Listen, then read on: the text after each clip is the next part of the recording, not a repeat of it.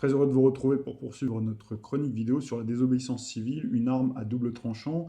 Comme vous pouvez le constater, mes interventions sont de plus en plus rapprochées puisque les événements s'accélèrent et dans le timing, en synchronicité avec le transit de Mars, qui est une planète extrêmement dynamique, une planète de célérité qui a transité la Balance le 5 octobre, donc dans le signe de la France de la Ve République, et c'était 2 jours après le 150e anniversaire de Gandhi, qui avait initié, comme vous le savez, dans les années 30, le concept de désobéissance civile, et qu'avons-nous eu dans le timing?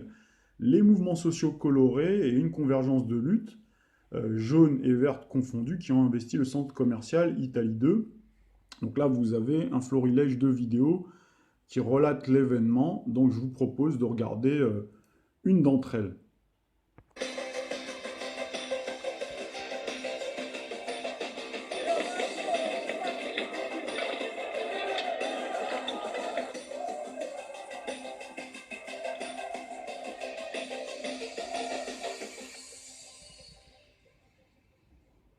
10 h samedi, place d'Italie à Paris. De singuliers clients se précipitent dans le hall du centre commercial Italie 2. À l'appel du mouvement écologiste Extinction Rébellion, mais aussi de Youth for Climate, du collectif Adama, de Gilets jaunes et de plusieurs autres associations, 300 à 400 manifestants entreprennent d'investir le hall de ce complexe qui regroupe quelques 130 boutiques, dont des enseignes bien connues. Surpris, les vigiles sont cependant parvenus à baisser les grilles qui isolent les différentes sections du centre. Les manifestants ne tiennent que le hall et une partie des allées. Les portes sont cadenassées, les unes après les autres. Les médiateurs, reconnaissables à leur gilet orange, et conduisent gentiment les clients. Aujourd'hui, c'est une action de convergence. Donc on a essayé de rassembler tous les mouvements qui ont des raisons de contester la société et le système économique et politique actuel pour essayer de trouver un moyen d'agir ensemble. Là on est en plus dans un centre commercial qui est un temple de la consommation de masse et donc c'est aussi symbolique de se réapproprier cet espace-là pour justement penser le monde de demain. Les gens qui se mobilisent pour l'écologie, c'est les gens qui ont les moyens de le faire et qui sont là informés et qui ont aussi pas de problème à la fin du mois pour se nourrir parce que du coup on a les capacités, on a le temps pour s'investir dans cette cause-là. Comment est-ce qu'on concilie des gens qui aujourd'hui ont du mal à se nourrir enfin à la fin du mois et des gens qui aussi ont des préoccupations écologiques qui concernent tout le monde de manière générale. Et on est tous là par des chemins différents, mais le but c'est d'être tous ensemble autour d'un message commun et de construire des alternatives ensemble. C'est important d'être là et de faire une convergence entre Gilets jaunes et le mouvement climat.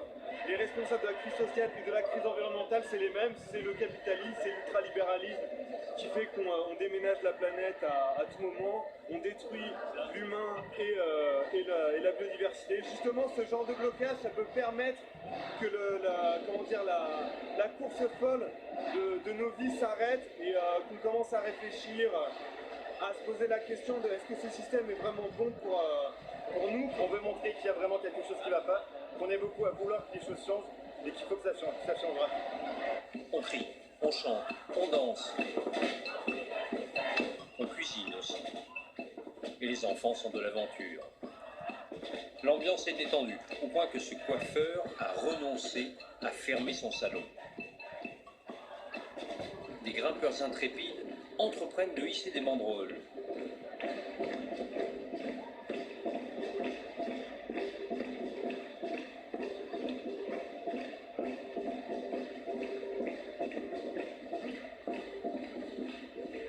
La vie collective s'organise.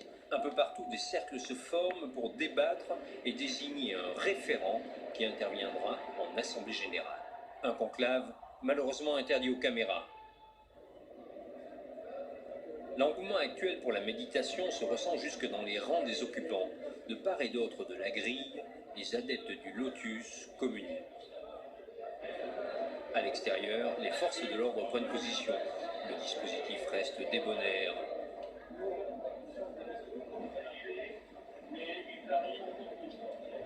Des éclaireurs en tenue de maintien de l'ordre sont aperçus à l'intérieur du restaurant Hippopotamus.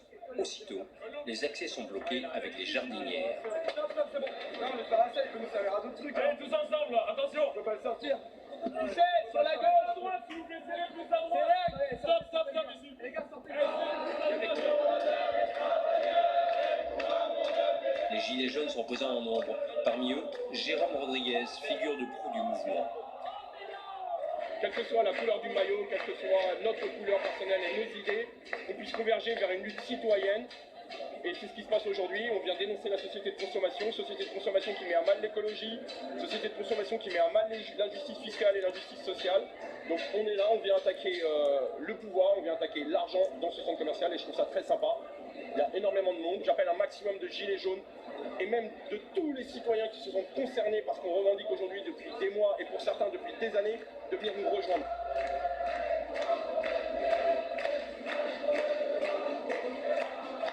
Vers 19h30, la tension monte. La rumeur annonce une intervention policière 20h, horaire de fermeture du centre. On se précipite vers les portes latérales devant lesquelles un peloton de gendarmes mobiles vient de prendre position. Les manifestants qui sont à l'extérieur sont repoussés par les militaires. Bousculade.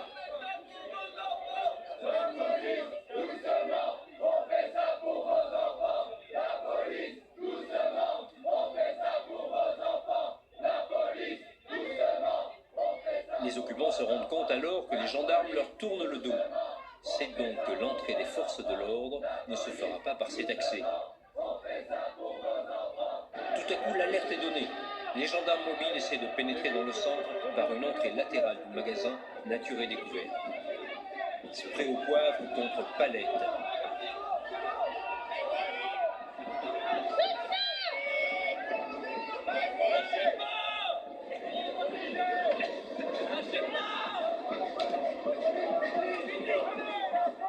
Les occupants tiennent bon. Les gendarmes ne peuvent progresser qu'à 2 de front. Difficile de faire le poids. Maintenant, c'est tout le mobilier à portée de main qui est utilisé. Un empilement qui bloque les militaires.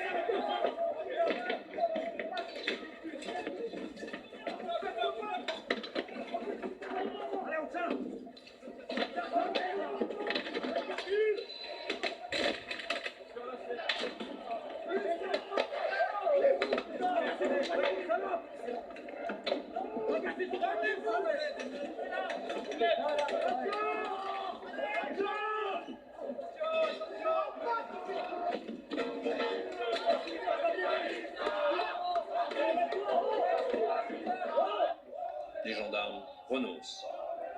À la préfecture de police, quelqu'un a dû se rendre compte qu'il valait mieux parier sur la lassitude des occupants que sur la brutalité. Une des portes de l'entrée principale est ouverte afin que les manifestants regroupés à l'extérieur viennent renforcer les occupants. À l'extérieur, les gendarmes ont plié bagages. Les CRS ne tardent pas à les imiter.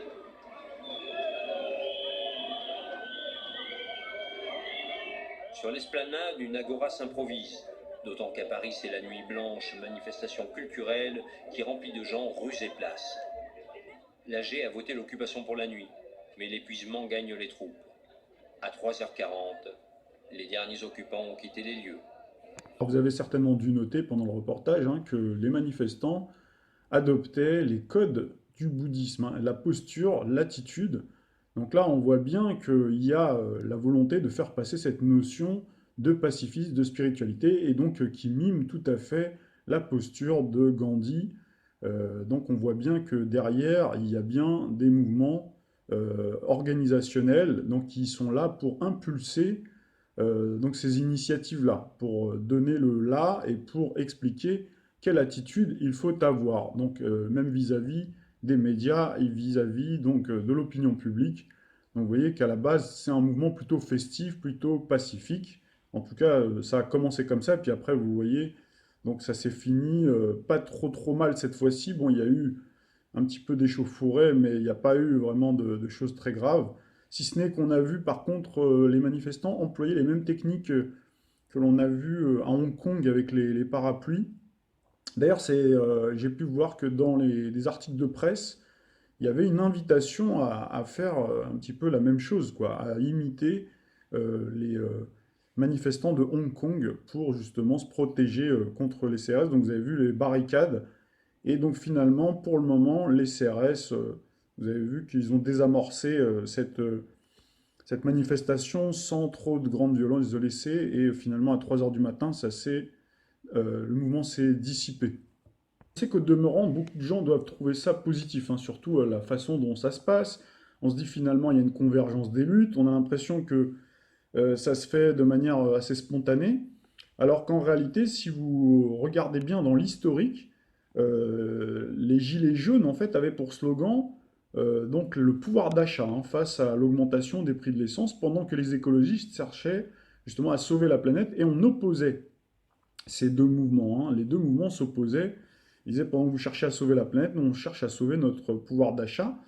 Et donc c'est comme ça que ça a été fait. Quand vous regardez bien, Macron, quand il a pris la mesure d'augmenter, puisque c'était une mesure politique, d'augmenter drastiquement l'essence, le prix de l'essence pour faire sortir les Français. Hein. Vous le savez, on avait bien expliqué comment tout a été mis en place hein, depuis le début pour faire sortir les Français, pour les rendre en colère. Et donc au départ, ça s'est passé comme ça. Puis ensuite, vous avez vu, ou du moins en tout cas, moi j'ai pu constater, je vais vous montrer quelques articles de presse, que tout a été mis en œuvre pendant l'été pour rapprocher progressivement ces mouvements. Alors comment ça s'est fait? Les mouvements des Gilets jaunes, donc on l'a dit dans les précédentes parties, à un moment donné, la braise est restée chaude, on a laissé le mouvement s'éteindre parce qu'il y avait aussi donc d'autres séquences, hein, notamment électorales, etc. Donc il n'y a pas eu la publicité qui a été faite au travers des grands médias. Par contre, on a vu le relais de l'écologie, des mouvements écologiques, sous l'impulsion justement de ces groupes-là. Si vous regardez, là je vous laisse faire vous-même vos propres recherches, vous verrez par qui est financé toutes ces ONG, toutes ces associations-là.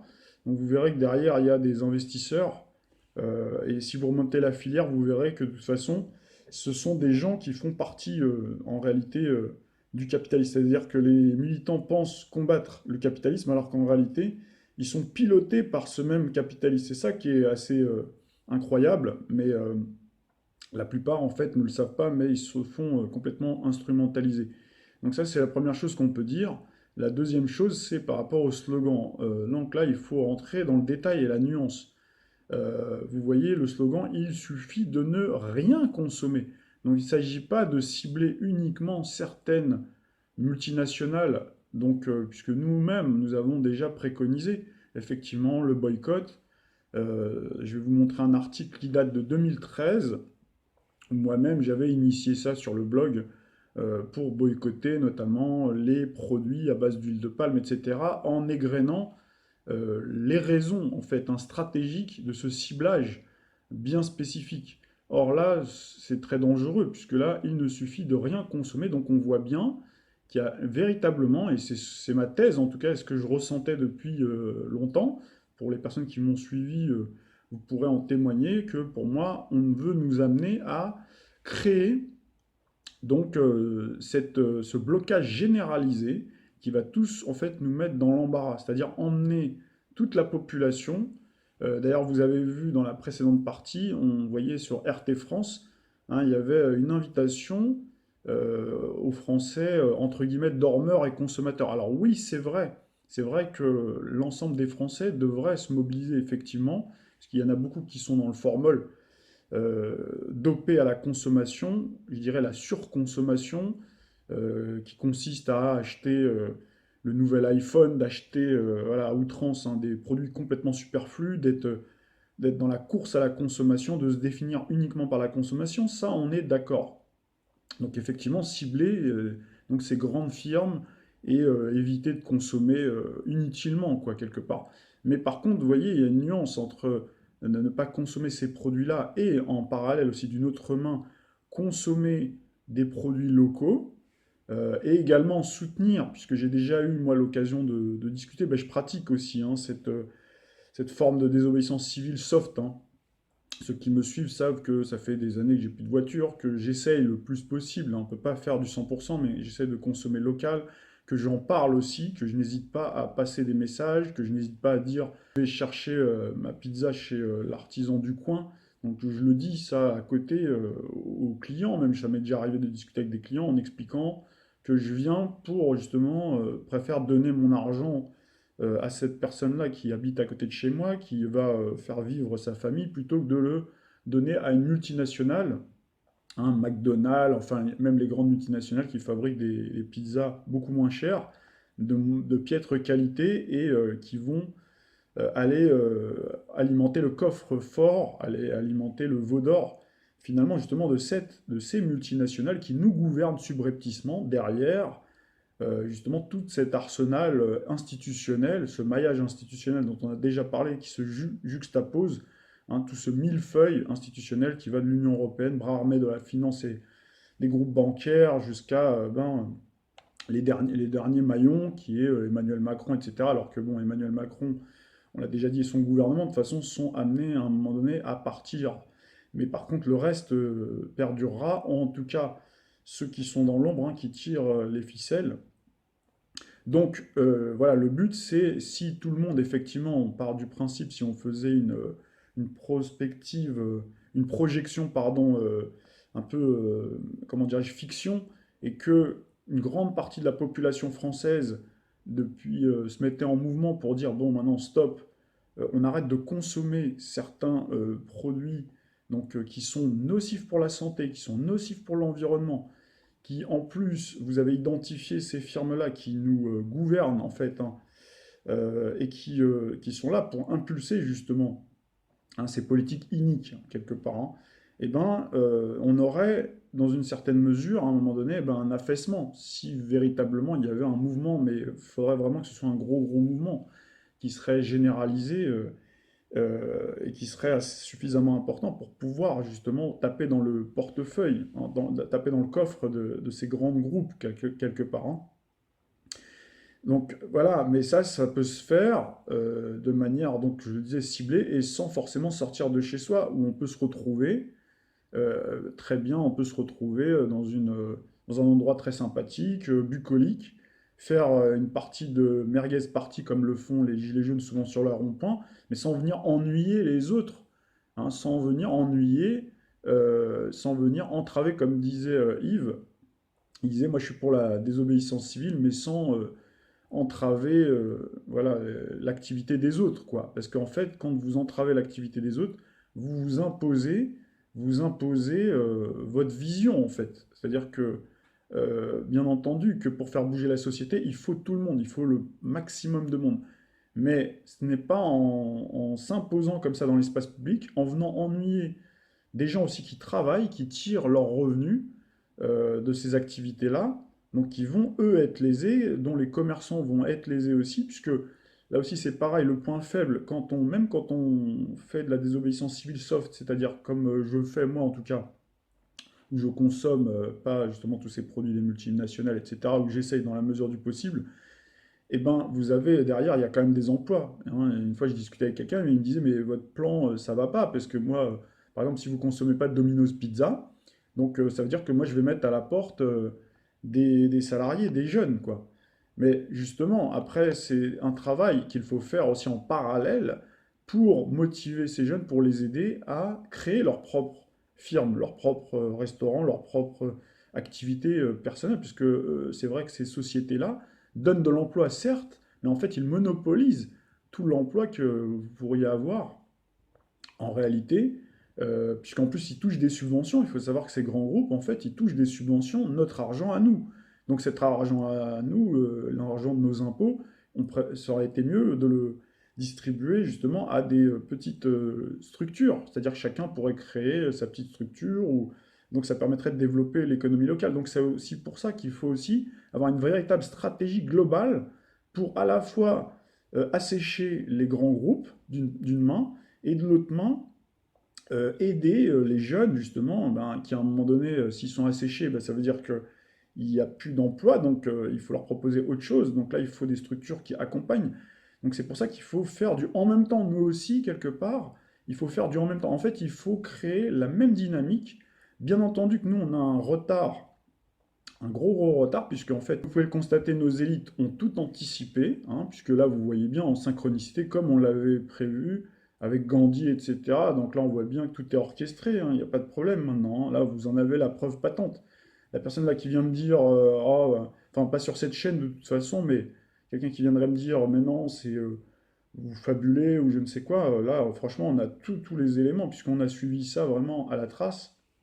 Donc là, on a vraiment toutes les preuves patentes qui militent en faveur du fait que tous ces mouvements-là sont véritablement pilotés à distance par l'oligarchie, justement, et on l'a expliqué pourquoi, pour se reverdir, pour reverdir le capitalisme, et pour, dans un second temps, un peu plus tard, on aura le renversement du gouvernement Macron pour avoir, après, justement, avoir un nouveau gouvernement avec justement, éventuellement une sixième république, avec un régime, le retour du régime parlementaire, avec, c'est vrai, en apparence, plus de démocratie, c'est-à-dire une plus grande proportionnalité, une représentativité plus importante, ça c'est une chose, mais derrière, en réalité, en plus avec les inconvénients, parce qu'il y a la représentativité dans la proportionnalité, mais vous pouvez avoir beaucoup d'instabilité aussi, c'est-à-dire une alternance.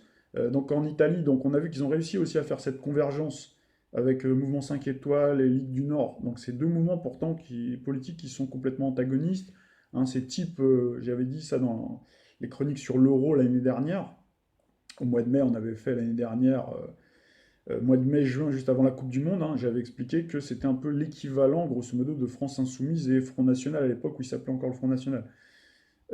Donc c'est un attelage complètement surréaliste, un petit peu comme là finalement. Vous voyez, là on retrouve bien déjà, ça se dessine à l'horizon, un attelage a priori au départ improbable.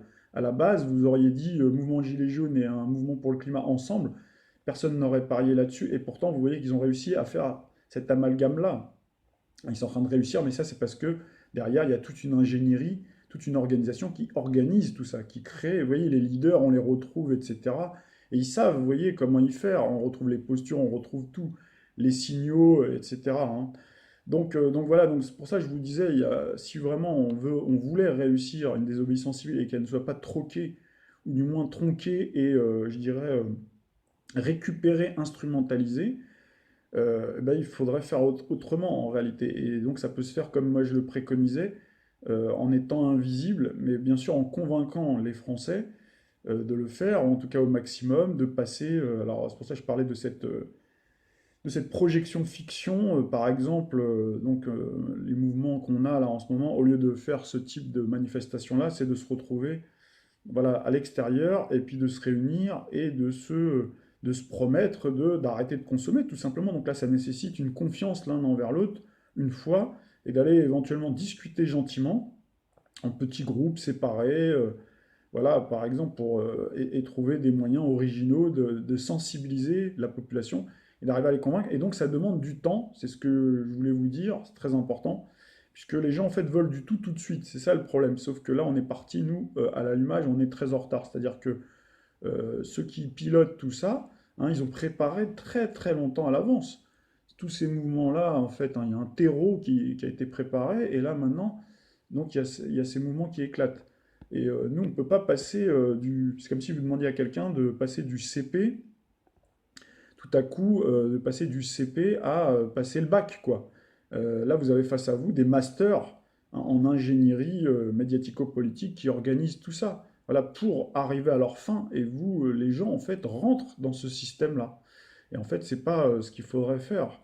Justement, c'est tant pis prendre le temps, même si on est pris à la gorge, même si on sait que quelque part tout est déjà organisé et qu'à un moment donné, il va y avoir un étau qui se referme, avec notamment donc la mise en place de l'argent dématérialisé, l'argent démondialisé. Avant ça, il y aura d'autres séquences, bien sûr, mais on n'a pas trop le choix, malheureusement. Ce qu'il faut, c'est ne pas fracturer la société, puisque là, ce qui va se passer, c'est que ça va fracturer la société, parce qu'il faut s'imaginer une chose, c'est que vous avez face à ces mouvements-là, eux sont déterminés, ils ont des convictions, mais vous avez une grande masse de la population. Par exemple, je prends je sais pas moi, les gens qui regardent la télé-réalité, qui ne jurent que par la consommation, qui se définissent comme ça parce qu'on les a biberonnés comme ça. Vous avez les gens qui regardent les matchs de foot, etc. Un coup de se retrouver face à ces mouvements-là, plus si demain matin il y a une pénurie, justement parce qu'il y a des blocages, vous pouvez être sûr qu'il y aura de la violence. Donc il y aura de la violence entre justement des Français qui, eux, sont pas d'accord. Eux, ils veulent continuer à consommer à tour de bras. Et donc c'est une brutalité pour eux, hein. On leur impose quelque chose. Donc ça va pas. Plus, donc on l'a dit, hein, les personnes qui travaillent, bien sûr, on a déjà vu ce que ça a donné, vous avez vu avec les gilets jaunes. Et l'autre conséquence, ou l'autre lame à double tranchant, c'est surtout que les CRS, là, ils ont été pour le moment gentils, mais vous verrez par la suite, ils le seront beaucoup moins. Je pense qu'ils laissent ça aussi volontairement pour perpétuer, pour que ça recommence, hein, qu'il y ait plusieurs fois ce mouvement-là, pour que les gens demandent d'eux-mêmes. C'est toujours comme ça qu'ils font, pour que les commerçants, les consommateurs demandent d'eux-mêmes. Eh, il y en a ras-le-bol de ces mouvements-là, et ils demandent quelque part, ils en ont tellement ras-le-bol qu'elles échauffourées, et qu'après la police intervient, et que quelque part il puisse y avoir aussi des lois liberticides qui sont prises aussi. Donc finalement, ça cassera le mouvement. C'est-à-dire que maintenant, même quelqu'un comme moi qui dit, bon, il faut pratiquer la désobéissance civile, du coup, ça dénature en réalité la désobéissance civile, même si vous avez vu dans le passé, à l'époque de Gandhi ou même de Martin Luther King, effectivement, ils n'avaient pas trop le choix. Ils n'avaient pas tous les moyens de communication qu'on a. Nous, aujourd'hui, on peut être, ce que j'expliquais, on peut être invisible, comme je l'expliquais dans l'article donc sur Bruce Lee du 9, je crois que c'était oui, le 9 décembre, hein. Donc j'avais dit, il faut être comme l'eau, il faut être invisible, il faut être comme eux finalement.